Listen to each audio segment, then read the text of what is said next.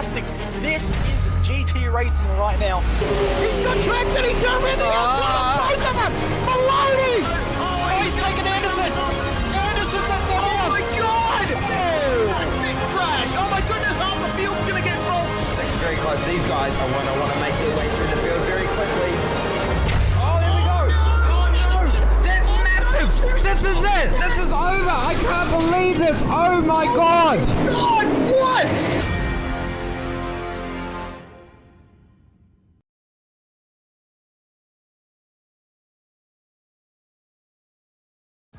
This is iRacing, the world's premier online racing game. iRacing puts you in the driver's seat to experience today's newest form of competitive motorsport, virtual racing, all from your home PC. Race virtually in endorsed series from NASCAR, IndyCar, IMSA, the World of Outlaws, Aussie Supercars and more. Take on legendary circuits like Daytona, Silverstone and the Nürburgring. Join iRacing's global online racing community and get on track today at iRacing.com.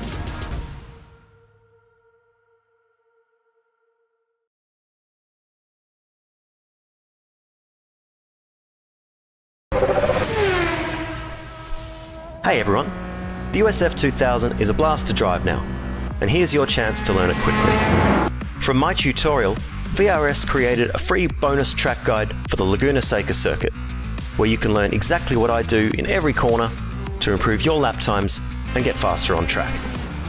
You'll learn how to easily recognize brake markers, you'll find out which curves to attack and which ones to avoid, you'll know when to use the full track and when a sequence of corners requires a compromise, and you'll learn how hard to brake and when to lift.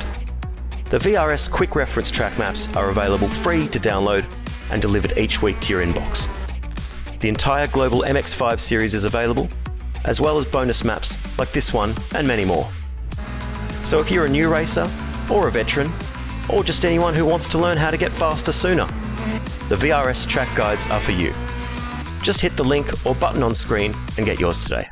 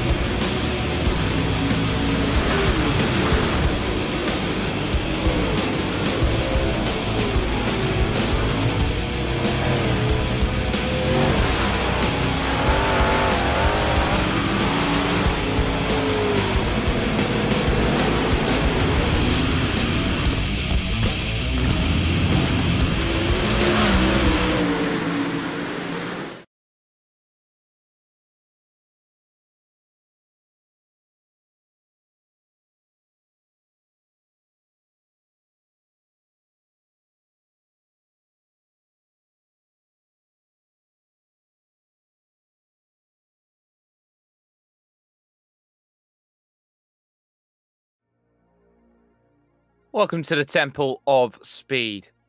If you know exactly why this track is so famous and has done so much, you only need to look at what happened last week. This is a track which does not forgive, does not forget. It is the highest percentage full throttle you will be all season long. It is a track which, by all intents and purposes, you are built for slipstream and overtake. And we're on the outskirts of Milan. What more is there to love? Welcome to Monza for the opening round of your iRacing Grand Prix Series. It's 2021 Season 4, and we are in for a treat. Jake Sperry, Jay Kennedy, bringing you all of the action here today from this high-speed thrill ride. And Jay, we look around this place every single time we're here and go, this is where great sim racing is made. And you can see the old course banking there and just how much of an influence that had on this new modern circuit.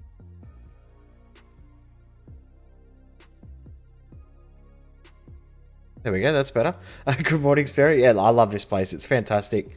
And you're right, this place is just such a special circuit. It's so simple on paper, but so difficult to extract that final tenth of speed. We're going to see some great racing here. We did last season when we were here only 5 weeks ago.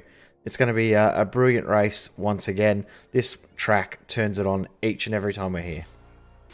It absolutely does. And we're starting to see those first times coming in on the board as we are gearing it up. 3 splits tonight, meaning that we have 66 drivers in all going for it. We've got the top 22 here, giving absolutely everything they can and a bit more. And the first times are cropping up on the board as we go. That Fable track, of course, it's all chicane apart from 3 corners out on track. But those are 3 very good corners, the 2 Lesmos and the 1 hairpin. But the key is it's Adam Gleeson who is on top of the times at the moment, 119.858. And it is showing that we have a really, really strong field here today. And it's not going to be as plain sailing as maybe other people think it's going to be. And that's an interesting start already for Jorge Martinez, who's going out on the yellow-walled medium compound tyre.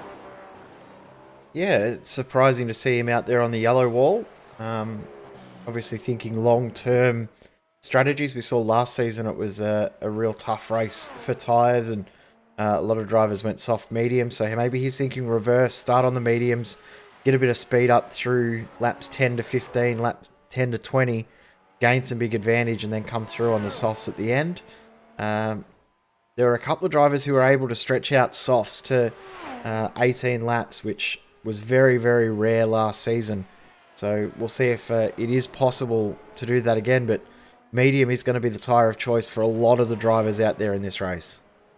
It certainly will do. Matt Wood can only manage 3rd fastest, by the way. Adam Gleeson's gone even quicker. Martinez over the line, and there's nothing as of yet with that, but a lot of drivers out there are going to be hoping for good times. There is Ben Horrell, number 22 car, making progress towards the line. We'll see what this is going to be, and I want to keep an eye out on the 4 just afterwards. So that's a 120.5 then coming over the line. And here is a former pro stripe driver who was right up there in the Coanda ranks. Marty Piatella, 119.8, goes 2nd quickest and has another lap yet. Very, very good lap for Piatella.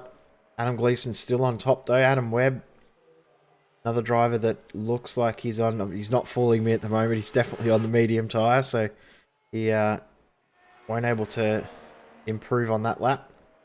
Jinsei Yuk, good to see him back for another season.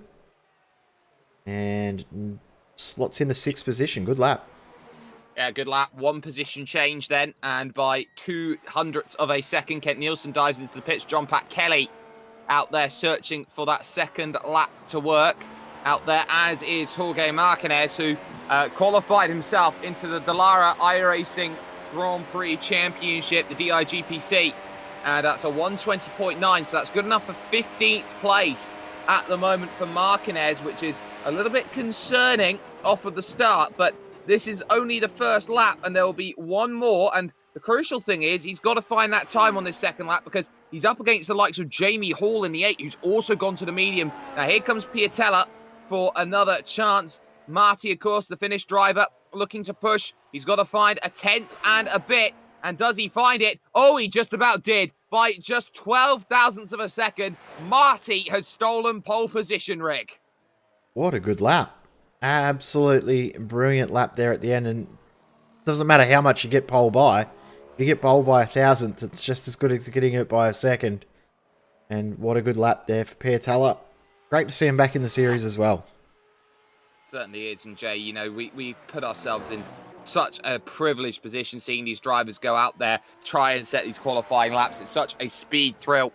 All 22 have set a lap time on the board, and this is going to be a really tactical race today with the tyre strategy being implemented around this circuit. Martinez rounding the final corner, needs to improve on P15 with the likes of Jamie Hall there in the mix. John Pat Kelly goes to 17th fastest, and that is an improvement and a crucial one as well. Gets ahead of Jamie Hall. Will be on the outside, the 7th row of the grid with that work on the medium compound tyre. So that is everyone done in qualifying. Nobody is going to go any quicker.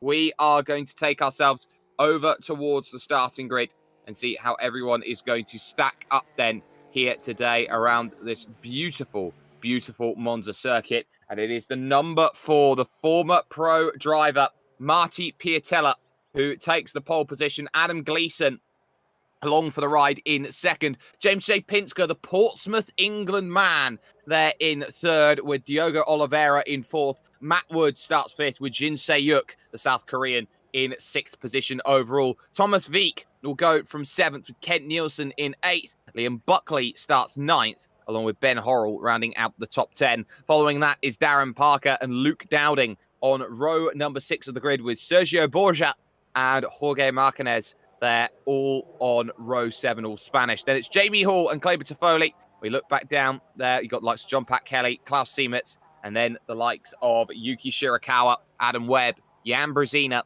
and Anthony Catt, making the 22 drivers here for this opening challenge. Cold track temperatures here today, 24 degrees, evening conditions. They will not get any hotter. It will not get any easier here today. And if they are to find the result that they need, at least one stop is required. It's a 35-lap race. It's 2/3 of official Formula One distance, so 200 kilometers they will be racing out on track.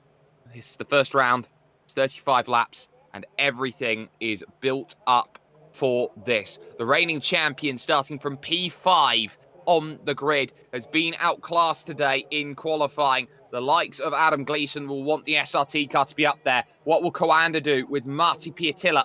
You've got the likes of James J. Pinsker, who definitely shows that pace, and Diogo Oliveira, someone who knows how to use up a tyre or two, will definitely want to get into the mix as well. 20 seconds then they will have, just waiting on Jorge Martinez to make his way up onto the grid, and Jan Brezina as well, or they will be starting from that place known as Pit Road. And of course, we'll be getting the lights procedure starting right around now. Let's get ready here at Monza. 35 all-important laps. They will be starting right now, and we are underway. Slow start from Pinsker off of the front. They're going to swarm by as they make this charge over towards turn number 1 for the first time. Watch out for troubles at Areta Filio. Then, as it's side by side all the way, Adam Gleeson, Marty Piatella. They go through, big one in the back. Big one in the back. And it's caught out 3 or 4 different drivers there that has gone through. And I think Kleber Toffoli was one of them who potentially got caught. Jamie Hall as well.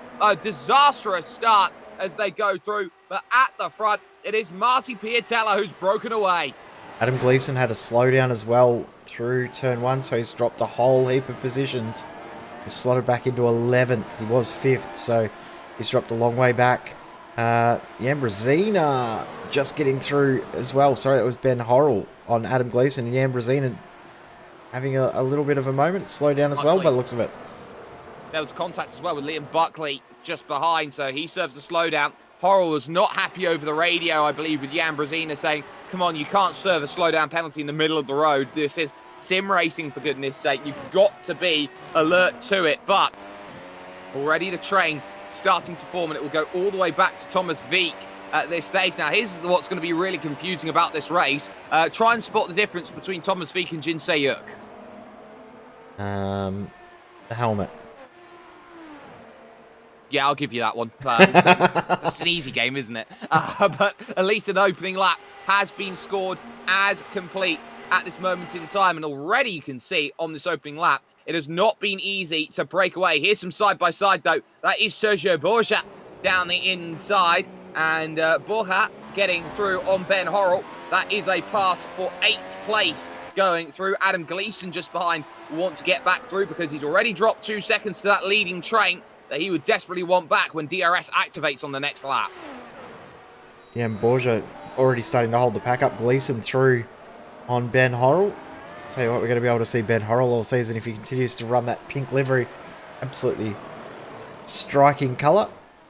And Gleeson looking for a bit of redemption now, back up to 9th, but he'll be trying to get himself back up into that lead group. Going to be a tough ask because they're well and truly out of DRS range. They're 2.5 seconds back now and dropping time very, very quickly. And the top 2 in this race have broken away. Piatella and Oliveira are clear, the 2 former pro drivers in the field. You got Matt Wood there in 3rd, Jin Se-yuk is currently in 4th position. We focus then on Adam Gleeson, who had that atrocious start to the race, and it's got it all to make up here at Monza. What is going to be worth noting as well here, Jay, as we look at James J. Pinsker with a flare of the Jordan about that McLaren, trying to make that run on Jin Se-Yuk here. Lap 3, of course. It's not often that you say Jordan versus Mercedes on the run into one, and a big snap of locking there. The rear axle locking up for James J. Pinsker. He's going to take to the escape road and just drive through the cones and take the slow down penalty. And someone off there as well. That's Klaus Siemens without a rear wing. Yeah, Siemens was just stopped at an interesting spot. So see if we can work out what happened there, because that was strange to see both incidents, really.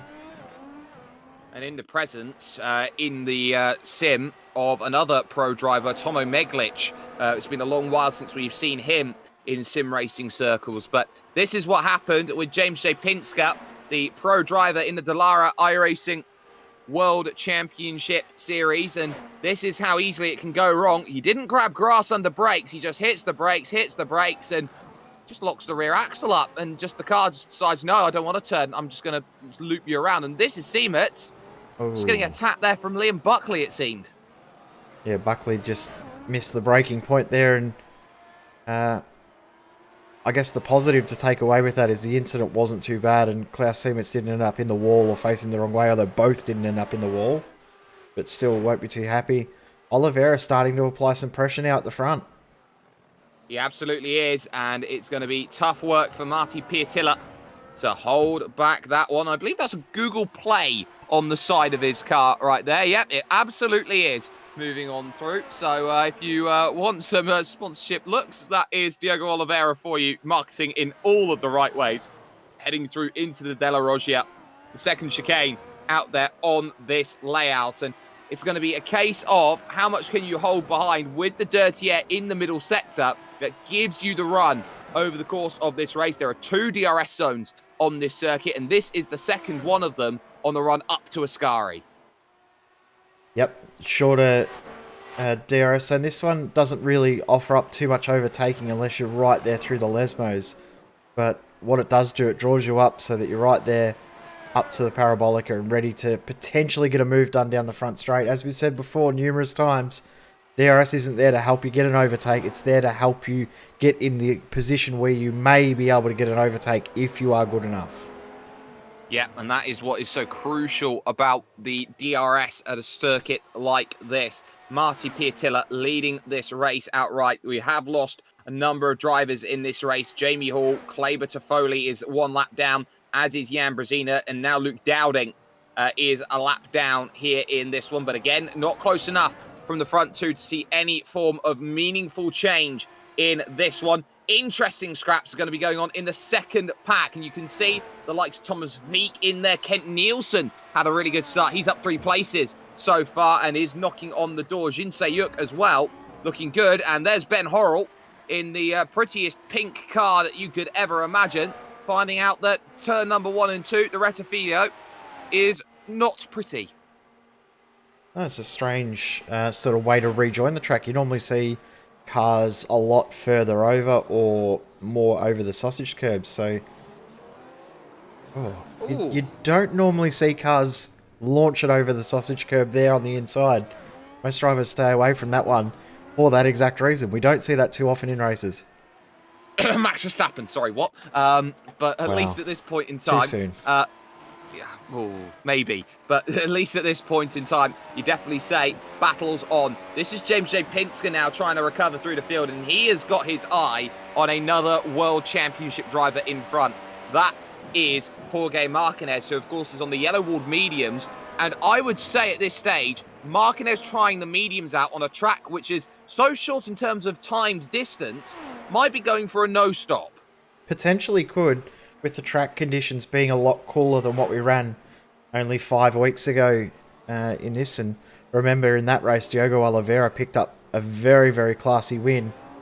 So Oliveira looking for another win, and Martinez didn't even put up a fight there with Pinsker. He knows they're not in the same race at this stage, and his battle is to come later on in this one. Absolutely correct. And that battle will be with those out in front. Marty Piatilla and of course Diogo Oliveira. Now here's Ben Horrell trying to get back through, and the pass on Adam Webb is concocted and concluded without any issues at all. And he gives a little thank you on the radio. I like that. A nice easy pass. It's what the doctor ordered here today, and we'll be looking for a little bit more out there on track, as is Liam Buckley. He's got his eyes on the Japanese driver who is up 8 places, biggest mover in the field right now, Yuki Shirakawa. Yeah, good to see Yuki out there joining the huge range of Japanese drivers we had throughout the season last season. We had a lot turn up, but we didn't have too many that stuck with it, with the incredibly early start it is. It's currently, I believe, 4 a.m. in Tokyo, or 5 a.m. in Tokyo, so very, very early start for those guys, and great to see them out there, and hopefully we see a couple stick on for a full season in this strength of field time slot. Yeah, we saw last season Hiroyuki Sakaguchi, one of the main drivers who did that, as on the brakes they go, in towards the right-left of the Rettifilo, and no chances then to see an overtake just yet for Liam Buckley. He's got to be a patient driver and make sure that the chances come along a little bit later on. There is Diogo Oliveira, and he's going to fool you the other way, Jay, over the course of this season. He's got the red rims on, so he's trying to say he's always going to be on the soft compound tyre. He's doing the reverse of Adam Webb, and it will confuse me, no doubt. Adam Webb confused me so many times last season, and admitted that that was the whole idea of him running the yellow rims on his car, was to confuse people, but it wasn't his intention to confuse us. I just want to say again, Kent Nielsen has done this every single week over the past 4 or 5 months. Somehow goes unnoticed. All of a sudden he's in the top 5 and looking like he deserves to be there. He's doing brilliant at the moment.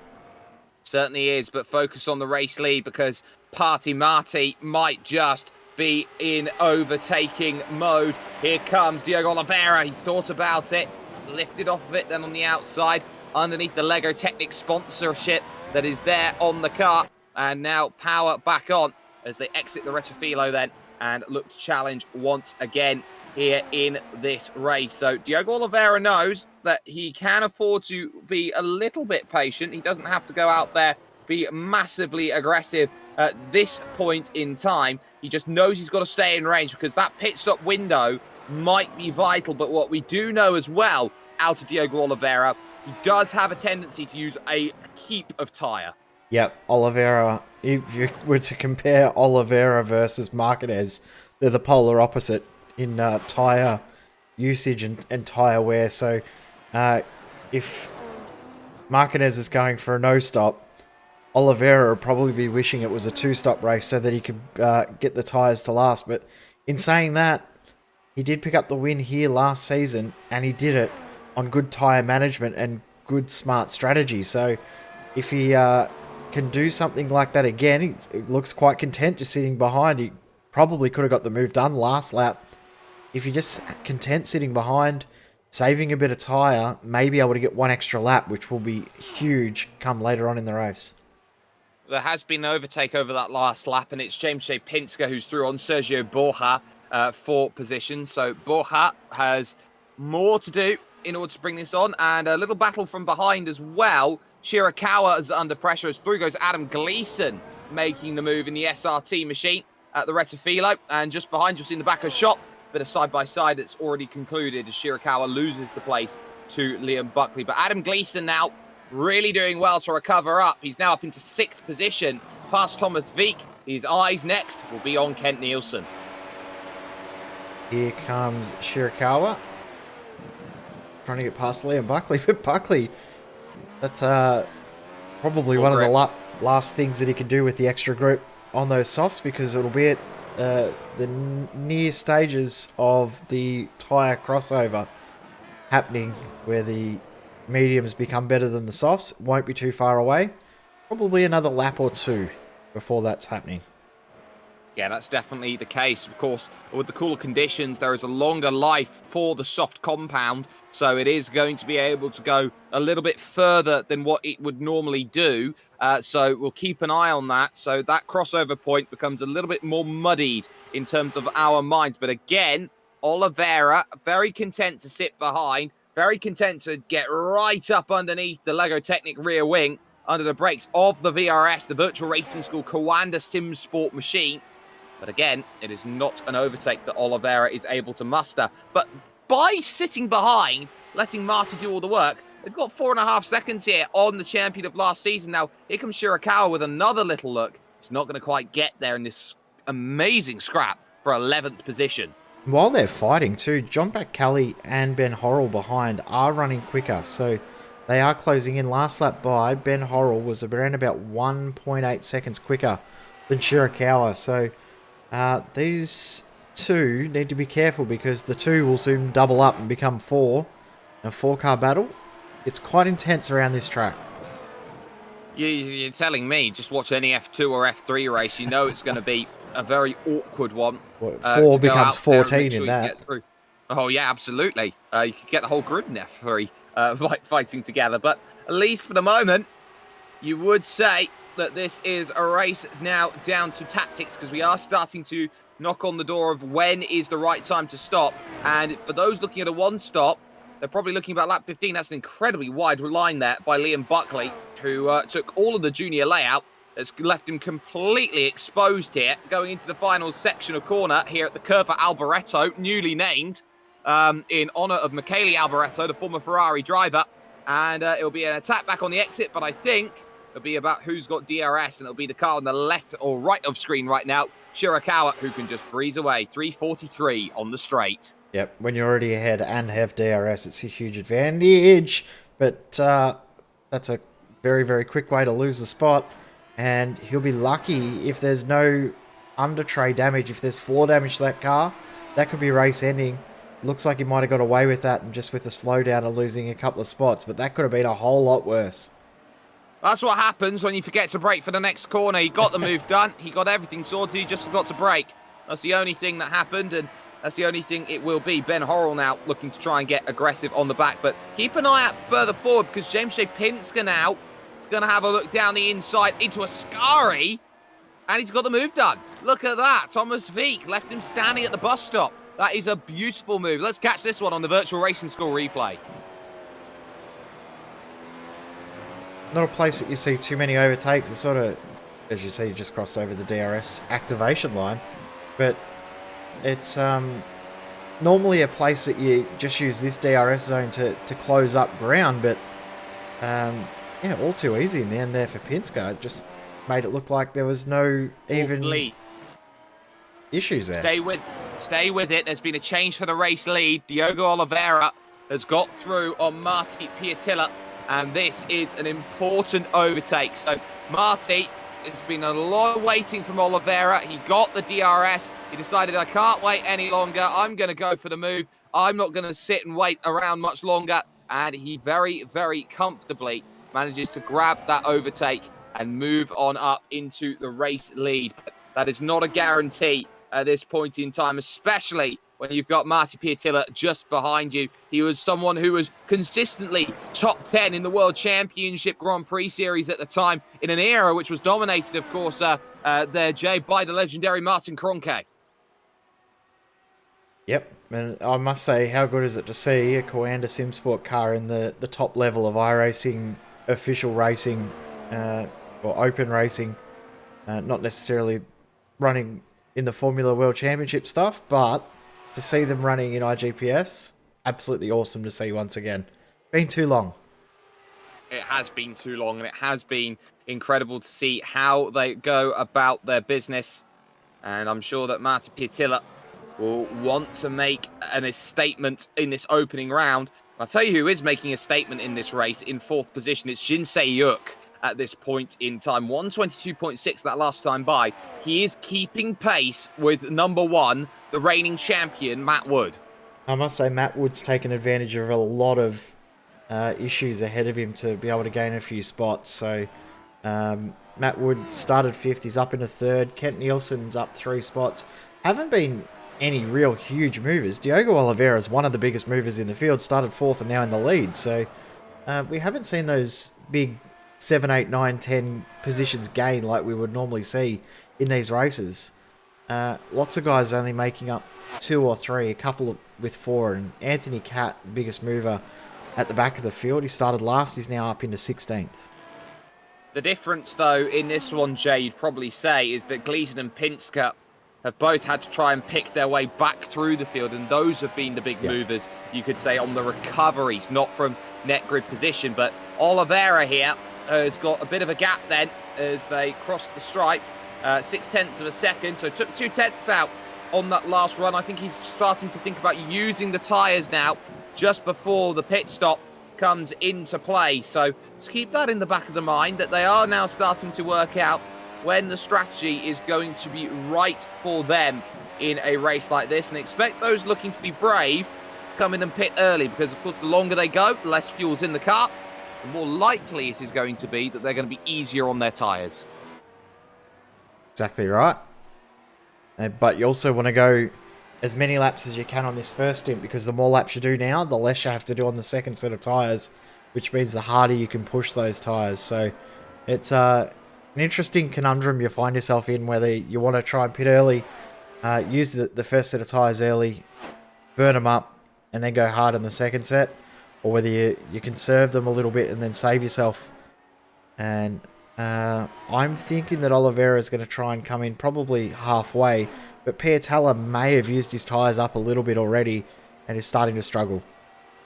That might just be the case, or it may just be that Diego Oliveira's got a car that is a rocket ship in a straight line, and that would be the biggest concern out there in this one. So Marty Piatella starting to cling on at this stage, and over that lap lost 0.5 of a second, so both improved, 1:22.3 and a 1:22.2 respectively on track. Now Thomas Wieck here has got more issues. This is Sergio Borja just behind, and Wieck is clearly struggling with the tyres here today. He's dropping backwards, and here comes Borja down the inside, and it is as easy as you like. Cover it off, block it at the apex, and a move done. And what will be worrying for those drivers is that one behind these two. Jorge Martinez, 17 seconds off of the race lead.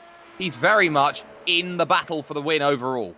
Yep, he definitely is. And pace-wise, last lap by, matched Borja for lap time, a bit faster than Wieck, who obviously had Borja right there ready to pounce and obviously made the overtake. But Martinez's pace is coming back towards what those soft tyre runners are running.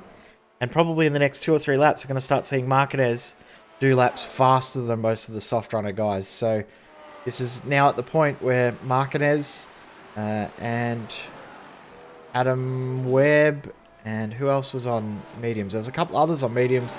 They're going to start coming through the field now and starting to work their way forward, as Wieck has another issue.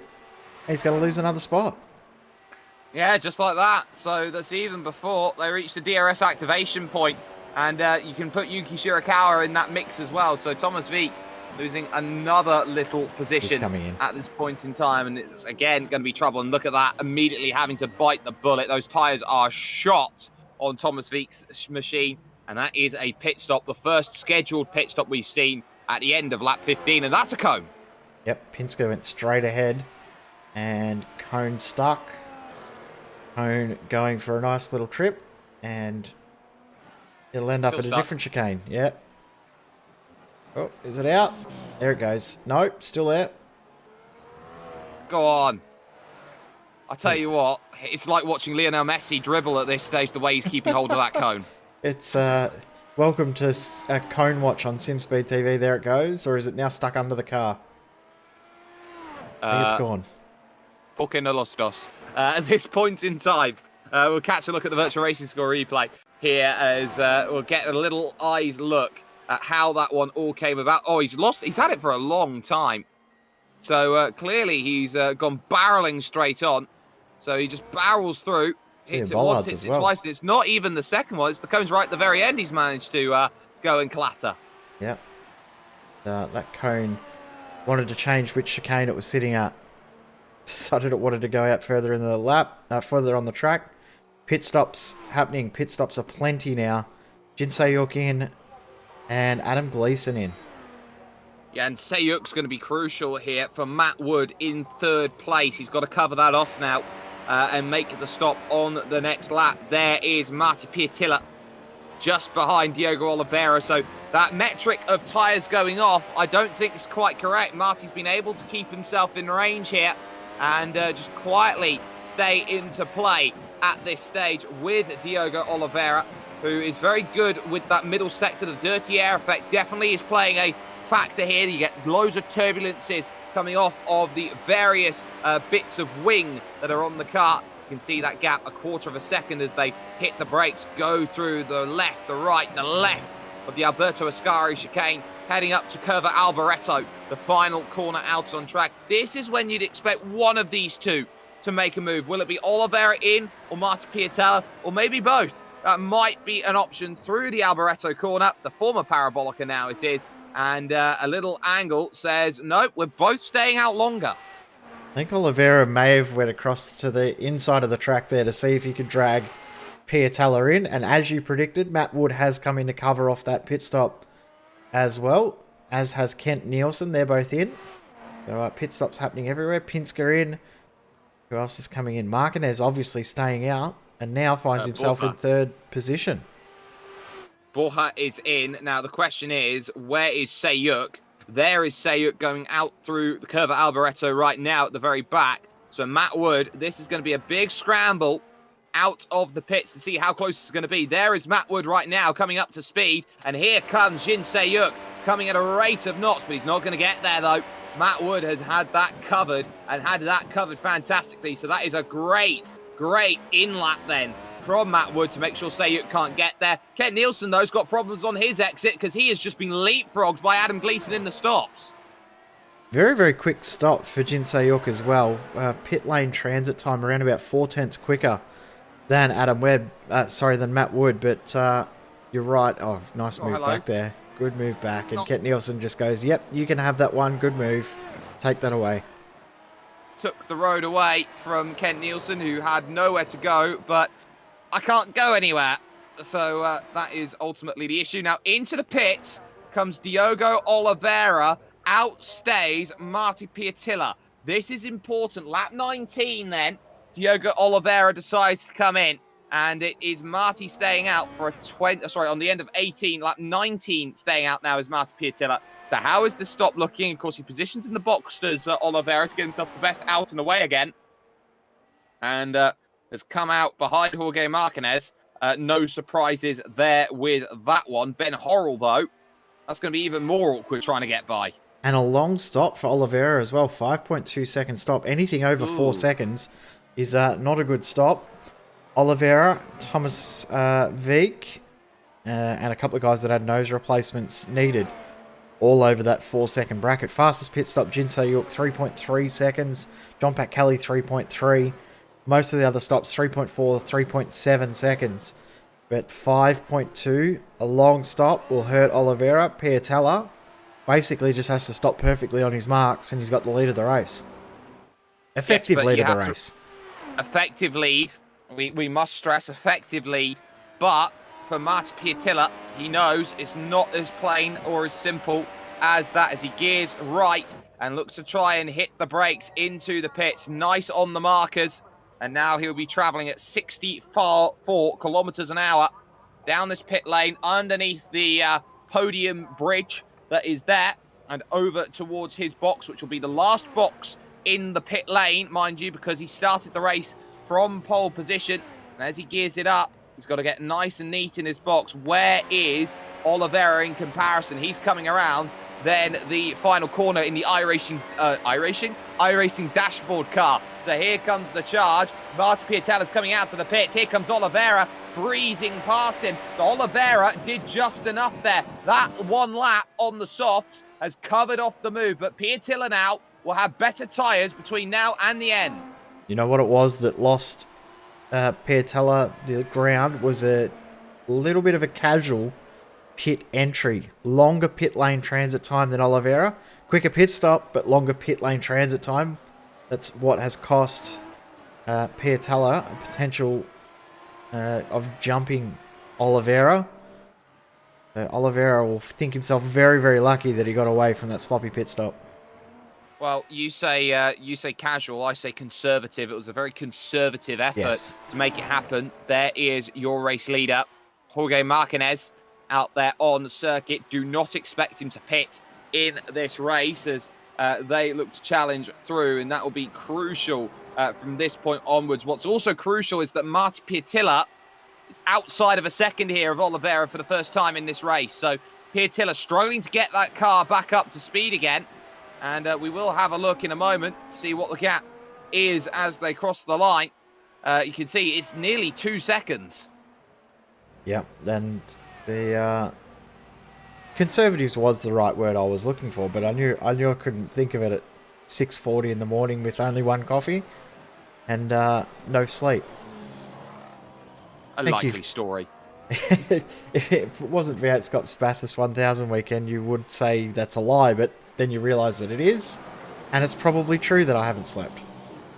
Tell you what, look at this pack in the middle right now. James J. Pinsker on the back of it. You've got Kent Nielsen, you've got Anthony Catt yet to stop, and Adam Gleason's just got through here. So Anthony Catt driving his fabled machine, as he has done so many times before, likes repping his football club out there, driving in a Chelsea kit car at this stage, trying to get as much as he can. It's got all the Chelsea sponsors on it, moving through the big right-hander there of the first Lesmo corner. And surely now, at the Seraglio, this is where Kent Nielsen will pick it up. This is where James J. Pinsker is going to pick it up as well. And now watch as they move to the left-hand side. Look to try and get this move done here. Kent Nielsen, first and foremost, going to try and get there on the brakes, and does so into Ascari. I must say, Anthony Catt's still got some good pace in his car, because he didn't get swooped on by like I was expecting him to. Pinsker couldn't get it done. I mean, 21-lap-old medium tyres. Yeah, 21-lap-old medium tyres versus 3-lap-old softs.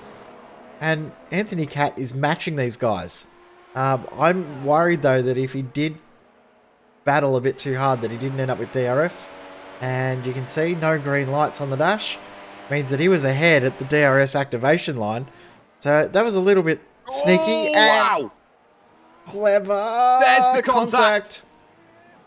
And more contact, up and over almost goes James J. Pinsker. He goes around for a 360, and that was a very, very messy one. It was a bold move by James J. Pinsker to try and get on through. We'll catch it on the Virtual Racing School replay, but this is how a race can go from great to disastrous in the blink of an eye, and this is the moment. So looking to try and set the dummy up, goes for the lunge down the inside. Not enough room given, you'd feel. Ken Nielsen's got to turn into the corner at some point, you do have to say. But as he tries to clamber over the curbs and rejoin safely, James J. Pinsker taking the natural line there, just doesn't have anywhere to go on the exit, and bang, there's the contact and that jumping effect. I must say, it was a good 360 to get it back facing the right way and go again, but not the way that he would have liked to have got through first couple of corners. And you could sort of feel that was going to happen as soon as he threw the nose in there. You sort of figured that there was going to be that sort of incident. So expected incident. Not surprising that that happened as Matt Wood gets past Shirakawa.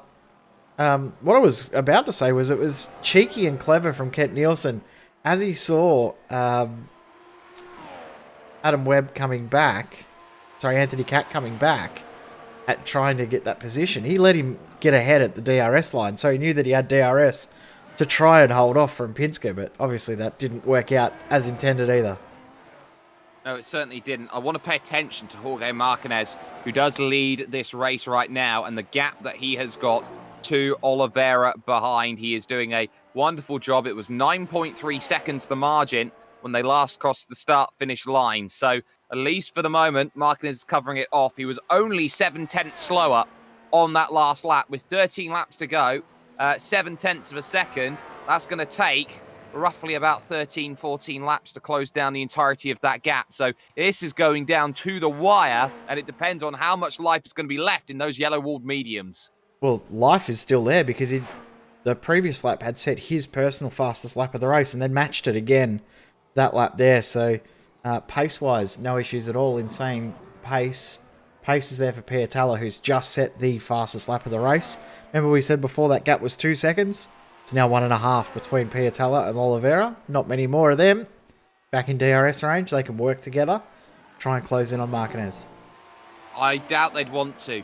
That's my thinking at this stage. I think they are looking at each other as that is the target I want, and that is the target I want to keep behind. Oliveira's last 3 laps, he's been averaging roughly about 7.5 tenths of a second every single go around, 3/4 of a second a lap quicker.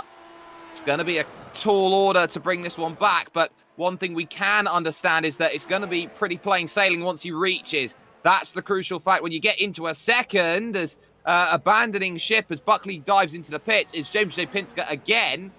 Or actually, the car he was trying to pass is Sergio Borja, who and Borja very nearly ran off Thomas Wieck on the road. This race has been crazy in the midfield, hasn't it? It's been absolutely action-packed calamity the whole way through in the mid-pack. So there'll be a few drivers that'll be shaking their head wondering how this race got as spicy as it did. There'll be a few drivers that'll lose their A license, you'd feel, after this race as well, which for some drivers will be a battle to get back because they will drop a long way down with how many incidents they've been involved in. Got a battle for position now as Yuki Shirakawa. It's an it's an all-Asian affair, you could say, sorry, as here comes Jin Se-yuk down the inside and comfortably dispatched of Shirakawa, who is having to run what I would call the soft tyre gauntlet at this stage. It'll be Adam Gleeson next, who's just got through on Adam Webb, who is also running the soft tyre gauntlet. And ultimately, it can be painful. And on straight goes one Thomas Wieck. And slow down penalty. Thank you, Churi, bye. Yep. Tried to get past Borja and couldn't quite get it done. Then ran off the circuit to try and not make contact. So he's going to have to do it all over once again. Gap at the front. 7.6 seconds now. Oliveira is closing that gap down to the lead. You said it was going to take around about 13 laps. I reckon it's only going to take 9 now. That's a poor lap. Yeah. This is a poor lap because Marti Piatella is within 1.1. It was 1.5 last time, so Oliveira is struggling to string the laps together. Let's see it as he crosses the line. That is a 21.8, and Marti puts a 21.5 down on the board. Great lap, and a great lap from Martinez, 22.4. Don't shake a stick at that. Still not out of the woods just yet. We have just noted there has been a retirement. Sorry, that is Claver Toffoli now out of the race. The 3rd retirement overall here in this one. I have no idea how that has happened, and we'll try and get word as and when we do. But Marti Piatella, he wants a race win. He reps Coanda, arguably the most successful team to have ever raced on iRacing. Yep. And guess what? DRS range, activation point in between the two Lesmos. Gap just on a second. Is he on the right side of it? No. No. But I think he will be by the time they get down towards Parabolica.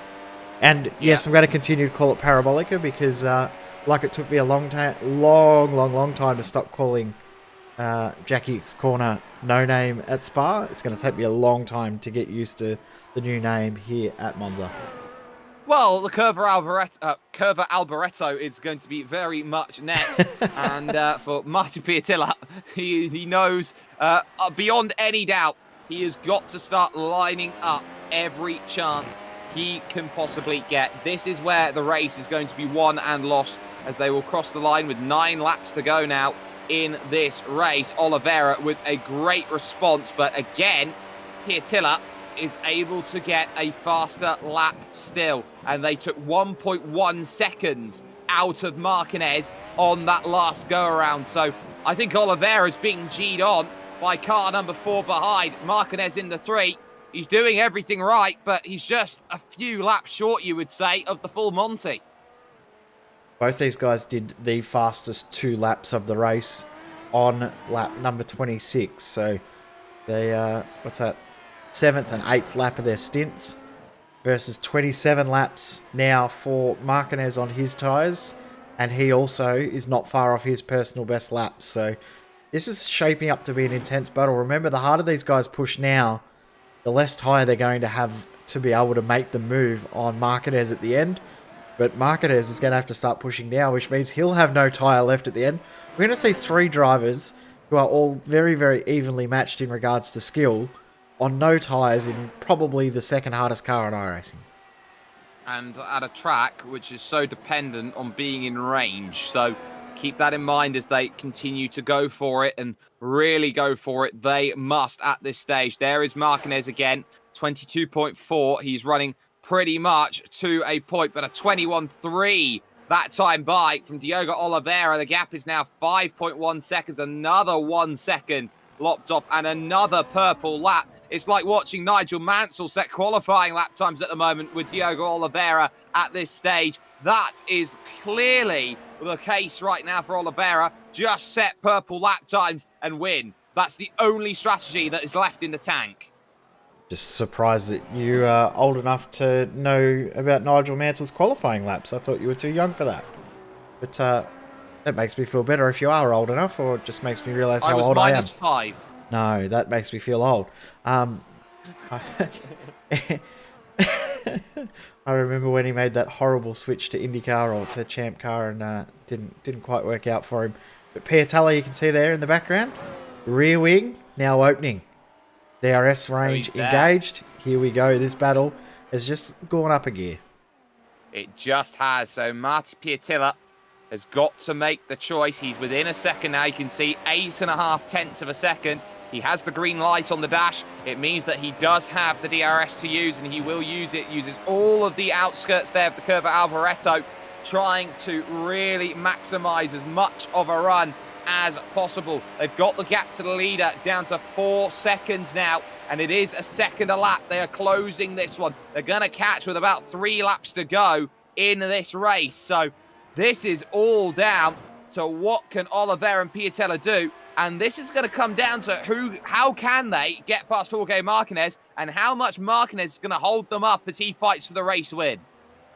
100% right. It's going to be a very, very intense battle. And does Marquez have enough left in his tyre to be able to defend the spot? And will Oliveira and Piatella have enough left in their tyres when they finally get there? We saw around about, 13 odd laps into their stint, the tyres definitely fell away a little bit. So by the time they get there, guess how many laps they're going to be done on their tyres? Around 13 laps. So this is going to be very, very spicy. You can visually see the gap there as you saw Marquez at the bottom of the screen. So they're within sight. They can see the target in front, and that is a big thing. When you can see the target you have been aiming for a few laps ahead of you finally, it's a little bit inspiring, and probably where those good laps from Oliveira and Piatella came from. Yeah, just a bit of an update around the rest of the positions. Adam Gleason now is through on Yuki Shirakawa. Kent Nielsen has run the gauntlet on Adam Webb, and Sergio Borja, I should say, is through on the likes of Anthony Cat. There is your top 3, and second and third mainly on screen. Oliveira losing a 10th over that last lap to Marty Piatella.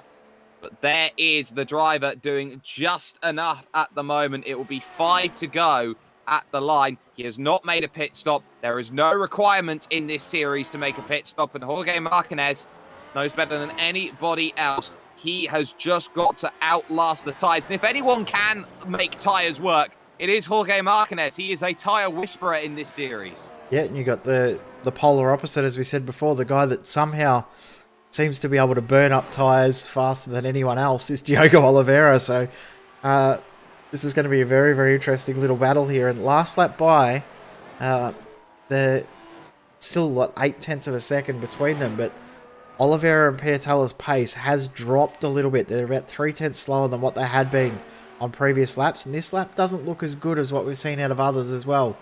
Piatella on an okay lap, probably going to be about the same pace as he was last lap, and Oliveira probably the same as well. Marquez, though, not able to match them for pace, still around about a second slower than what we're seeing from Oliveira and Piatella. What's incredible right now is that Marquez is only running 3 tenths slower than his fastest lap of the race. He has worked so well into the operating range of his medium-walled yellow compound tyres. You can see the gap, though, is under 2 seconds for the first time in this one, as Diogo Oliveira's 121.3 is the fastest lap of the race. I retract my previous statement. Piatella took that away by 4 thousandths of a second. So now what will Marty find as he tries to get close? He's got to do something here, does Marty Piatella, and he knows that he is stuck at that critical mass where he cannot gain much more. Yeah, he's got to work with Oliveira for a couple of laps, not apply too much pressure, know that he's got enough pace to be able to catch up to Marquez, and hope that he can get through cleanly and quickly to enable Piatella to then be able to get through cleanly and quickly. And then these two will fight. Hopefully this is what they're thinking anyway. They'll fight all the way to the end. But once they get through, I feel that Marquez might have a little bit left in the tank here. He's just been trying to conserve so that he knows he can then push hard for the final 4 laps when we come up to them now. And guess what? Oliveira, now the gap is under a second. It is under 1 second, but look at the wing. It is not open. It wasn't 1 second when he reached the DRS activation point. Again, it closes down a little bit from Piatella, but now it's going to get awkward. It's going to get interesting here. How hard is Jorge Marquez going to defend the places in the final stages of this race? He's got 4 laps to hold it off between Oliveira and Piatella, and he knows that if he can hold on for these laps, he's guaranteed at least a podium, with Matt Wood 9 seconds down the road from him at this point in time. So it's definitely in the wheelhouse. That's something to think of. A podium would be good points, but Marquez had podiums all over last season, couldn't get the title. He wants a victory. He wants to do it the unorthodox way, but look at how Oliveira closes. He is right there. Yeah, Oliveira had a very, very inconsistent season when you compare that to Matt Wood. So getting a victory in round 1, what a way to start. And this is one of the highest strength of fields we've seen in a long, long time in this series as well. This is the strength of field he needed to win the championship in the last round last season. We couldn't get anywhere near it. So this is going to be a spicy championship if we can maintain some of these numbers. Marquez, has he got enough? This is going to be like the Jaws music. He's going to be an inevitable pass. But the key is whether Oliveira can maintain the lead once Piatella goes through.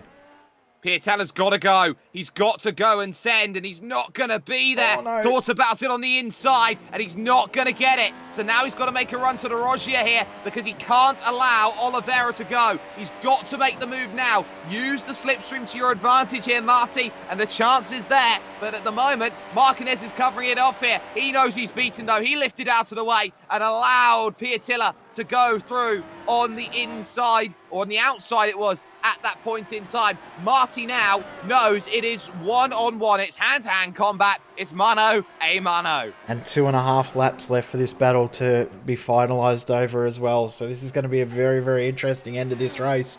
There are still a couple of other battles going on out on track. Our apologies to the other guys racing, but when you've got a battle for the win that's like this, it's hard to take your eyes away. What a crazy and interesting strategic race this has been. And shout out to Jorge Marquez. Sure, he hasn't got enough pace to match it with these guys now. Started in 14th on those tyres, and he's going to hold on, looking like it anyway, to 3rd position. What a drive. Give it a couple of laps to go. You've still got Nielsen and Shirakawa fighting, of course, for 7th and 8th place, but we're on board with Marty Piatella. Has he just timed this run to perfection? He's got a monster toe as he goes to the inside and looks to take the race lead away from Diogo Oliveira. He's got it sorted, and can he get the drive off the exit? He can, but Oliveira knows that he is going to be in the prime place coming to the last lap. Some brilliant driving between the iRacing dashboard car and the Coanda car as they now go towards the Rogia. What a pass that was, but as you say, it's definitely not over.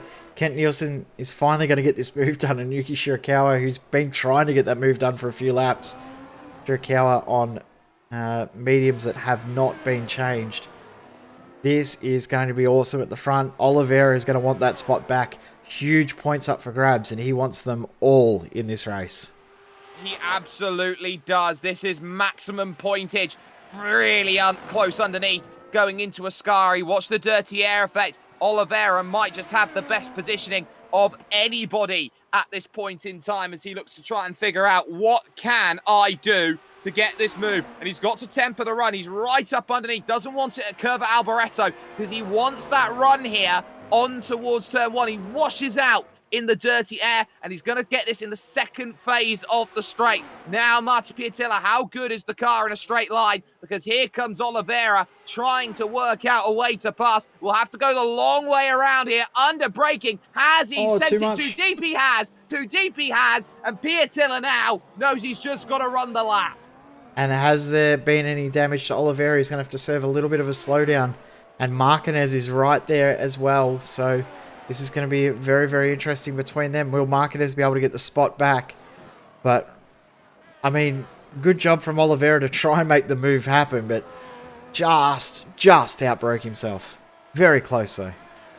This is a race of fine margins. This is what sim racing is like at the highest level. One small mistake with the margins that they give, and that is trouble. We've still got James Pinska trying to get through on Adam Webb, who's been running the soft tyre gauntlet at this stage, and this might be the final one trying to get through. We'll see whether James will be able to get that one done. The Pompey man trying to make sure that all works out, and this is the point where I say I was from Southampton University once upon a time. But Marty Piatilla will make his way to the curve at Alboreto. He did everything to perfection. He found the mistake from Oliveira behind, and that is a masterclass from Marty. Welcome to the victory, Marty Piatilla. Coanda is back. What a start to the season. What a race that was as well.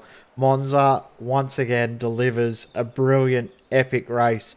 1.6 seconds on the timing sheet doesn't show the true battle that we had for the lead. And Jorge Martinez started 14th on those medium tyres. Ends Nielsen, up with he's the in the wall win. at the final Oh, corner, has his no. tyre pop. I reckon it has. We saw in the major series quite a few tyre blowouts on those soft compound tyres on the last lap. And I feel that you are right. We've had a tyre pop. Definitely a tyre pop. No, it's fuel. He said fuel. Okay. Ken Nielsen on the radio's gone, oh, I've run out of fuel. So he panicked going through the final corner then as he went through, understeered out as he tried to get things going, and that has cost him about 5 places. Let's get this on the virtual racing score replay then. See exactly how this goes. He just goes through the corner and suddenly, car doesn't want to respond. As he goes through, he's trying to find any little bit of something to get himself some drive. He's lucky he's not had about 4 or 5 different accidents trying to get back on circuit. And as he's going, you can see the revs really struggling to go up there because the fuel is out. It sounded almost like he was running on the starter motor to try and get that across the line. Of course, in iRacing, all the cars do have a starter motor. So before anyone hates on me that they don't start cars that way in F1 anymore, these cars did have it or do have it because of the way iRacing is. So no hating, please. Absolutely not, but wonderful, wonderful racing and drama right up until the checkered flag. Then here at the Autodromo Nazionale Monza, Marty Piatilla has got the job done. 48 minutes and 23 seconds. It was a race for the ages. Held it off by 1.6 from Diogo Oliveira, who gave it a red-hot go on the last lap, but ultimately it did not pay off. Jorge Martinez will pick up third with Matt Wood in 4th position and Jinsei Yuk then rounding out the top 5. An amazing drive over the course of today. 6th position would belong to Adam Gleeson, and give credit to these two drivers, the joint biggest movers and shakers in the field. They both gained 12 places today, both Yuri Shirakawa and Adam Webb, jumping up from 19th to 7th and 20th to 8th. It would be 9th for James J. Pinska, who dropped down the order, and Sergio Borja, who rounds out then the top 10. Looking further down the field, I don't know whether you can see on screen here, ladies and gentlemen, the graphic that we got right now. It will be 11th for Thomas V. Kent Nielsen in 12th. Anthony Catt up 9 places to 13th. And then 14th would belong to Ben Horrell. John Pat Kelly ending up 15th. And the last finisher on the lead lap was Liam Buckley, who was very much here, there, and everywhere in the wars today. Klaus Siemetz with 17th, 1 lap down, had the damaged wing, as well as Darren Parker a lap down with Jan Brezina. And then your retirees, 1 Mr. Claver Foley, Luke Dowding in number 10, and Jamie Hall getting caught up in the early fracas of the race here today on the run towards lap number 1. But from a track which everyone knows is a classic, they will go to a track which everyone knows is going to be fantastic as they move on forward. It's the Hungaroring next week, Jay, and a track which by every single metric is going to be technical and is going to be tough. And it's unknown as well. We have no idea how the race is going to play out. Nobody's raced there yet. It's going to be very, very interesting. Is that new? I haven't even got a screen made up for it. So it's going to be a full week of testing for the drivers to try and get themselves acclimatized to the track and used to the racing. Just noticed one thing as well. Liam Buckley did get a pit lane drive-through penalty during that race as well. And James Pinsker, 1 incident away from doing that as well. So this race had so many talking points. What a round it's been. I love Monza. And I'll tell you what, it's actually been a really good choice as round 1. I've loved it. I've loved it as well, and you can love it even more here with us at SimSpeed TV. If you haven't had the chance to already, what are you doing? Like, share, and subscribe for more amazing content, such as the V8 Scots Bathurst 1000 coming up in roughly, I would say, about 4 hours from now. So that is definitely something you can keep your eyes peeled for. 161 laps of the fabled track. Andrew Gilliam for Pursuit is on pole position for that one. So a massive thanks has to go to everyone who has got it done for us, including the iRacing open wheel community, who has been keeping a very close eye on proceedings here, of course, with this opening round of the championship. From, of course, Jake Kennedy, cameras and commentary, myself, Jake Sperry. It is back to what it was. They say that form is temporary and class is permanent. What we saw was the permanence of class from Marty Piatilla. It's not going to be all the same way. We go to a track which is completely unknown next time out over at the Hungaroring, but there are opportunities aplenty for those who want it. The likes, of course, of Jorge Martinez, who's pulling double duty as he does DIGPC on a Thursday night. The likes, of course, of Diogo Oliveira, who wants to make a championship challenge. And don't forget the champion, Matt Wood. Today was a little bit of an off-colour day. He's got chances on the horizon. To the Hungaroring we will go, and that is 1 week from today.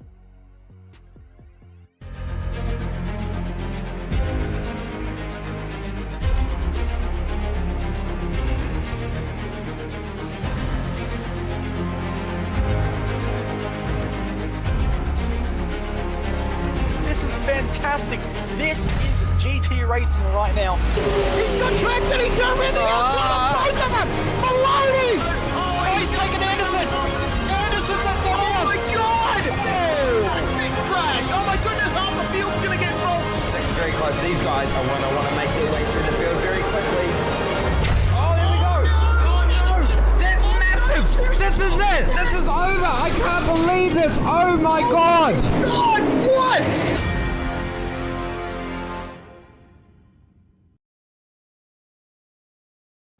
This is iRacing, the world's premier online racing game. iRacing puts you in the driver's seat to experience today's newest form of competitive motorsport, virtual racing, all from your home PC. Race virtually in indoor series from NASCAR, IndyCar, IMSA, the World of Outlaws, Aussie Supercars and more. Take on legendary circuits like Daytona, Silverstone and the Nürburgring. Join iRacing's global online racing community and get on track today at iRacing.com.